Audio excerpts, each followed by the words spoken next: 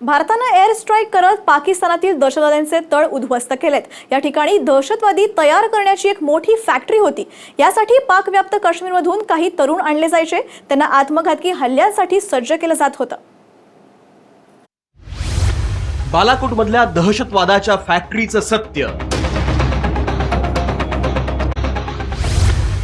600 तरुणांना आत्मघातकी हल्ल्याचं ट्रेनिंग।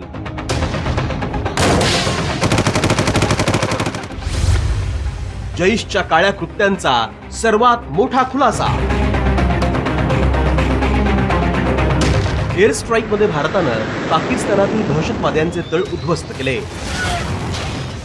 जैशच्या या अड्ड्यांवर मानवी बॉम्ब बनवण्याचं काम सुरू होतं। या संदर्भातली सर्वात मोठी बातमी साम टीव्हीच्या हाती लागलीये। सगळ्यात आधी मुझफ्फराबाद मधल्या सवाई नाला इथल्या जैशच्या कार्यालयात दहशतवादी कारवायांसाठी तरुणांची निवड केली जायची। एकदा का तरुणांची निवड झाली की त्या कार्यालयाचा कमांडर तरुणांच्या हातात एक चिठ्ठी द्यायचा। त्यावर अल रहमत ट्रस्टचा स्टॅम्प असायचा। या स्टॅम्पचा अर्थ निवड झालेल्या तरुणांची जैशमध्ये भरती झाली आहे। विशेष म्हणजे हे सर्व तरुण पाक व्याप्त काश्मीरातले आहेत। भरती झाल्यानंतर या तरुणांचं ब्रेन वॉश केलं जायचं आणि तिथून पुढे त्यांची रवानगी बालाकोट मधल्या मुख्यालयात केली जायची। इथूनच सुरू व्हायचा मानवी बॉम्ब बनवण्याचा प्रयोग। मुझफ्फराबाद मधून सर्टिफिकेट मिळाल्यानंतर हे तरुण बालाकोटमध्ये येत। इथे नॅशनल हायवे पासून 1.5 किलोमीटर अंतरावर आयशा सादिक नावाचा मदरसा आहे। तिथेच या तरुणांना दहशतवादी बनण्याचं प्रशिक्षण दिलं जायचं। सूत्रांच्या माहितीनुसार तिथे 600हून अधिक दहशतवादी राहत होते।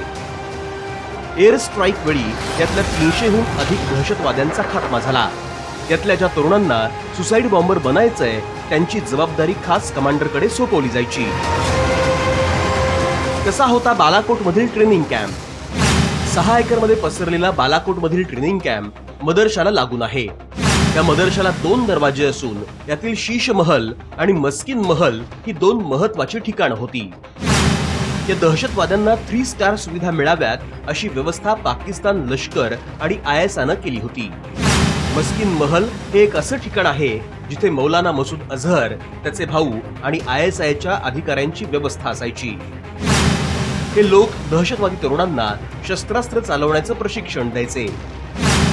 AK-47, पिका, LMG, रॉकेट लॉन्चर, UBGL आणि हँड ग्रेनेड चालवण्याचं ट्रेनिंग दिलं जायचं।